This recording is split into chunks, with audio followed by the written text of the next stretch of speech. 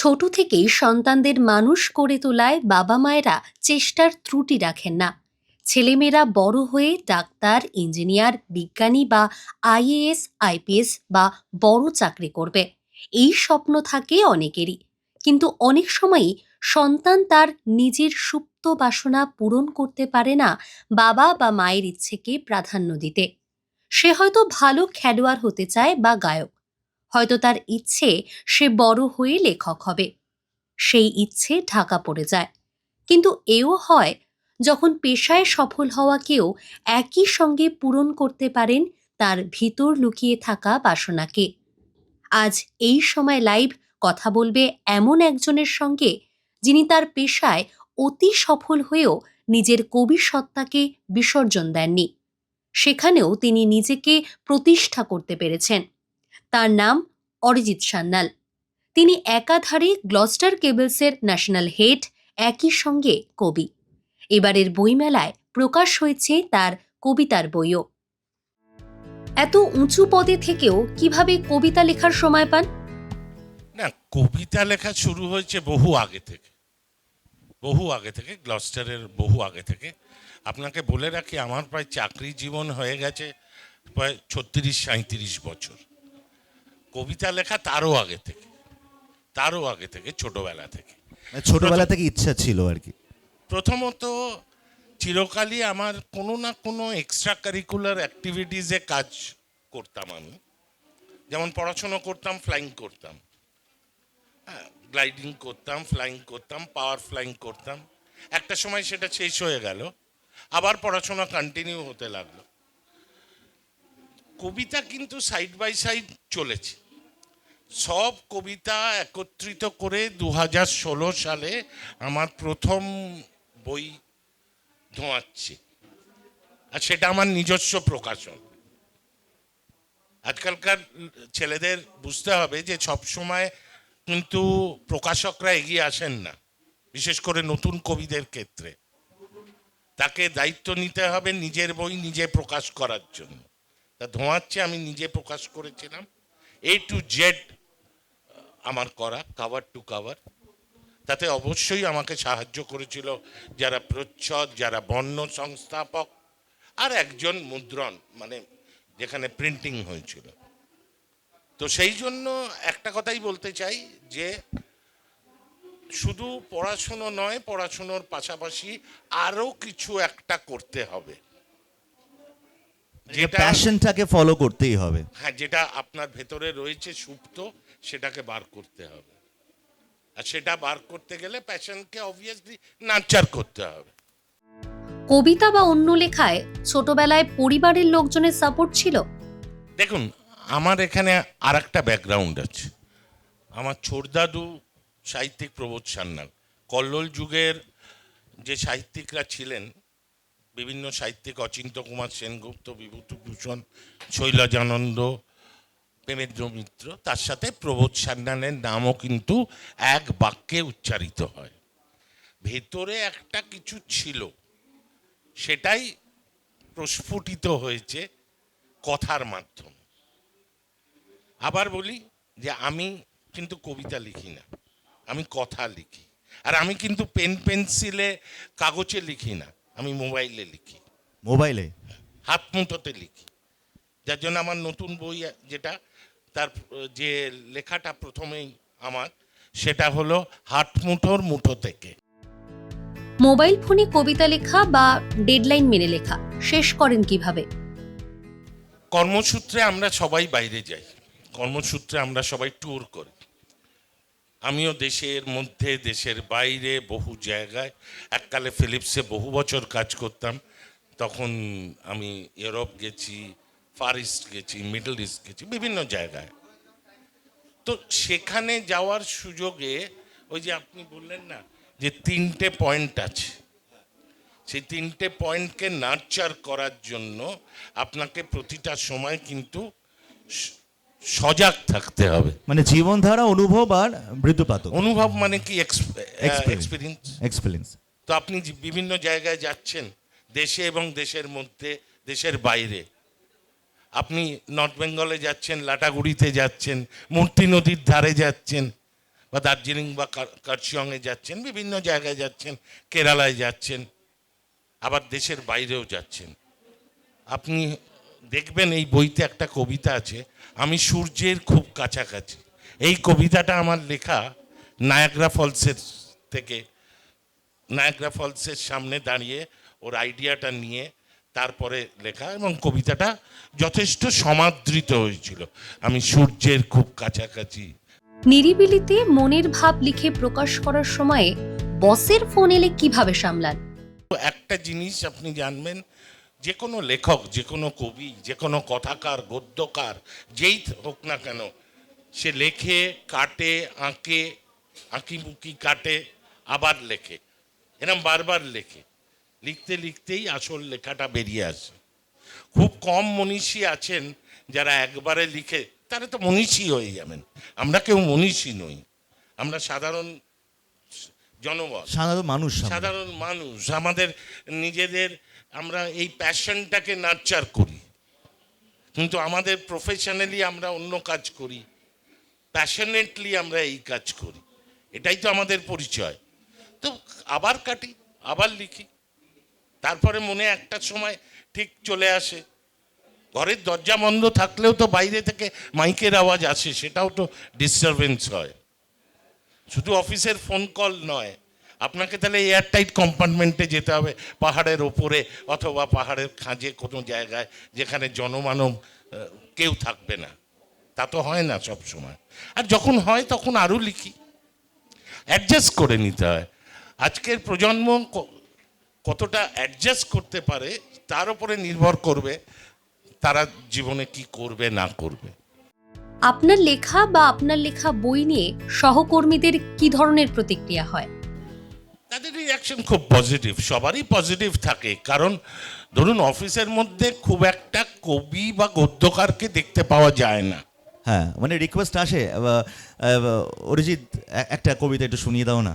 আমার যে কোনো প্রাইভেট গেট টুগেদারে অলওয়েজ অনুরোধ আসে যে সব হবে, কিন্তু লাস্টে কিন্তু অরিজিতের কবিতাটাও হবে। এবং আমার আজও মনে আছে একটা ছোট্ট উদাহরণ, গত বছর পিকনিকে আমার স্কুলের বন্ধুদের যে ব্যাচ, সেই পিকনিকে একটি ছেলে দিল্লিতে থাকে, খুব ভালো সেতার বাজায়, আমার কবিতার সঙ্গেও সেতার সঙ্গত করেছিল।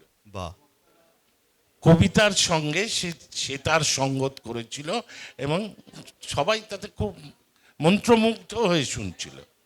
অতএব সেই অনুরোধ তো আসবেই, সেই অনুরোধ রাখতেও হবে, এতে তো খারাপ কিছু নেই।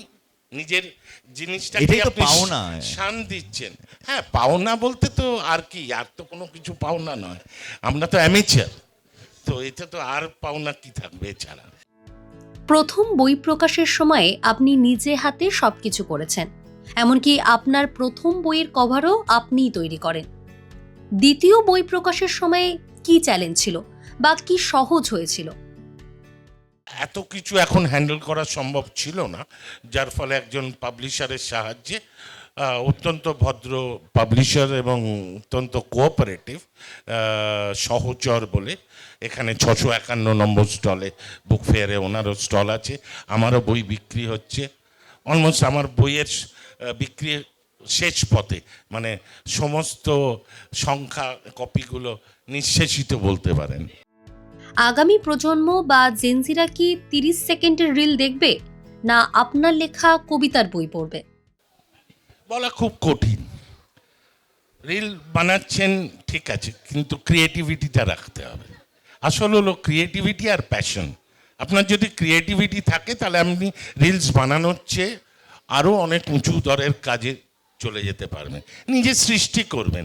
এই সৃষ্টি করার মানসিকতাটা ভেতরে আনতে হবে, যে আমি নতুন কিছু একটা সৃষ্টি করতে চাই, আমার নতুন সৃষ্টি আর 5 জন দেখুক, আমার সৃষ্ট যে কর্মাবলম্বী সব কিছু কাজকর্ম, সেটা আর 5 জন দেখুক, তবেই না নিজের স্যাটিসফ্যাকশন, নিজের সাফল্যর মাপকাঠি আপনি কিভাবে মেজার করবেন। লোকে বই পড়বে না পডকাস্টে আপনার কবিতা শুনবে? হ্যাঁ, বই পড়া তো আগের থেকে অনেক কমেছে। আমরা ছোটবেলায় যেভাবে বই পড়তাম এবং আজও যেভাবে বইয়ের খোঁজ খবর রাখি এবং পড়ার চেষ্টা করি, নতুন কি বেরোলো না বেরোলো। আগেকার দিনে শারদীয় সংখ্যা একটা মেজর অ্যাক্টিভিটি ছিল, যে ওইটা হাহাকার পড়ে যেত হ্যাঁ, নেওয়ার সময়। হাহাকার পড়ে যেত এবং অনেক সময় শর্ট সাপ্লাই থাকতো, এটা পাওয়া যাচ্ছে না, ওটা পাওয়া যাচ্ছে না, সেটা পাওয়া Right, যাচ্ছে right. না। আজকের দিনে কি আপনি সেটা দেখেন? সবই সফট কপিতে অ্যাভেলেবেল, সব কিছু সফট কপি, কিন্তু সেই সফট কপিটাও বা কজন পড়ছে, সেটাও একটা ব্যাপার। তো অতএব আপনি জেন জি বলছেন, ইয়াং জেনারেশনদের আরও ব্যাপারটা নিয়ে ভাবতে হবে, ব্যাপারটা নিয়ে চর্চা করতে হবে। নিজের ছোট ছোট কাজকে কোলাজ করে একটা কাজ সৃষ্টি করতে হবে। সেটা কবিতা হতে পারে, সেটা গল্প হতে পারে, সেটা রম্য রচনা হতে পারে, সেটা যে যা কিছু হতে পারে, কিন্তু তাদেরকে এই ব্যাপারে এগিয়ে আসতে হবে। এগিয়ে এলে দেখবেন আস্তে আস্তে আবার সেই পুরনো দিন ফিরে না আসুক, অন্তত পুরনো দিনের কাছাকাছি যদি যেতে পারে। আর ভাবতে হবে বিভিন্ন সিচুয়েশনে। এইখানে একজন হয়তো ইয়াং কেউ আমাকে বাইরে থেকে দেখছেন বা শুনছেন আমাদের কথাবার্তা, তিনি এটা নিয়ে একটা কিছু রচনা করতে পারেন। যে কোনো সিচুয়েশনকে আপনি কনভার্ট করতে পারেন একটা রচনায়, ক্রিয়েটিভিটি যদি আপনার থাকে। যারা আপনার মতো কবিতা ও লেখালেখির মধ্যে ব্যালেন্স করতে পারছেন না, তাদের জন্য আপনার পরামর্শ কি? চাকরি জীবন কিন্তু কখনোই আমাদের সামনে বাধা হয়ে দাঁড়াতে পারে না। চাকরির জায়গায় আপনার পার্সোনাল ক্রিয়েটিভিটি আপনার নিজের জায়গায়। চাকরি যেমন আপনি মন দিয়ে করবেন, সেখানে যেমন কোনো ফাঁক থাকবে না, ঠিক তেমনি সকাল 9টা থেকে রাত 9টা এই 12 ঘন্টা বাদ দিলে বাদবাকি সময়টা কিন্তু আপনার সাথেই থাকবে। সেইটাকে আপনি কত এফেক্টিভলি চ্যানেলাইজ করবেন, কত এফেক্টিভলি ইউজ করবেন, সেটা সম্পূর্ণ আপনার ব্যাপার।